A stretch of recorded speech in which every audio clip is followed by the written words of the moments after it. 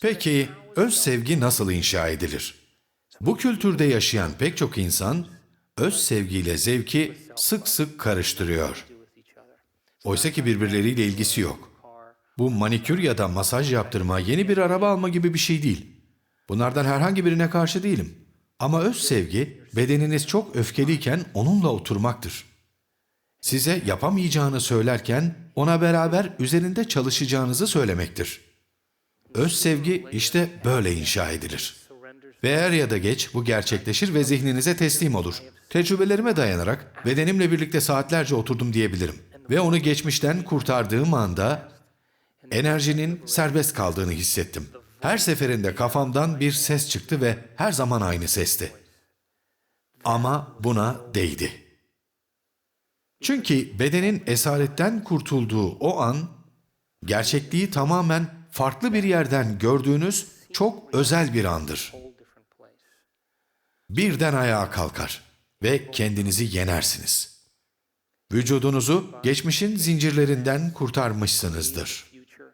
Bir gelecek yarattınız. Zaten o gelecekte siz varsınız. Kızımın da her zaman söylediği gibi, hayatımı daima dualarım cevaplanmış gibi yaşıyorum. Dualarınızın çoktan cevaplandığını bilseydiniz, hayatınızı nasıl yaşardınız? Ama bu da dualarınız zaten cevaplanmış gibi ayağa kalkmalısınız demek oluyor. Bunu dünyanın dört bir yanında yapan ve hayatlarında harika şeyler yaratan insanlar var. Aslında bizim doğuştan hakkımız olan ilginç şeyler yapıyorlar. Maddi olan hiçbir şey bizi gerçek mutluluğa götürmeyecektir. Öyleyse hayattaki amacımız, bizi geçmişe bağlı tutan duygulara bakmaya ve kendimizi aynı şekilde tanımlamamıza neden olan alışkanlıklarımızı gözden geçirmeye ve içimizdeki kutsiyetin akışını engelleyen bütün katmanları çıkarmaya başlamaktır. Ve biz katmanları ayırıp bu sınırlamaları, maskeleri ortadan kaldırdığımızda bize hayat veren zeka bizden sızmaya başlar.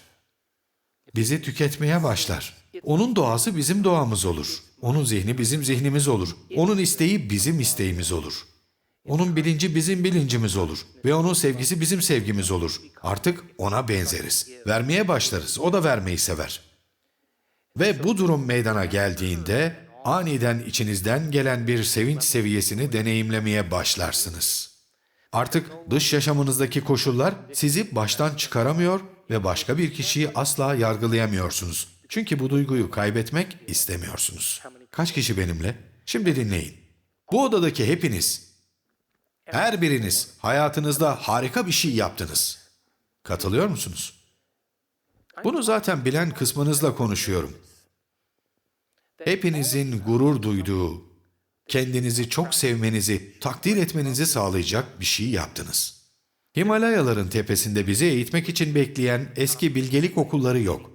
Hayatınız sadece sizin inisiyatifinizdedir. Hayatınızdaki koşulların ve zorlukların bunları yeni bir zihin seviyesiyle karşılamanız için olduğunu unutmayın. Hayatınızdaki her şeye tepki vermenizi umursamıyorum çünkü ben de veriyorum. Peki size soruyorum. Bunu daha ne kadar yapacaksınız?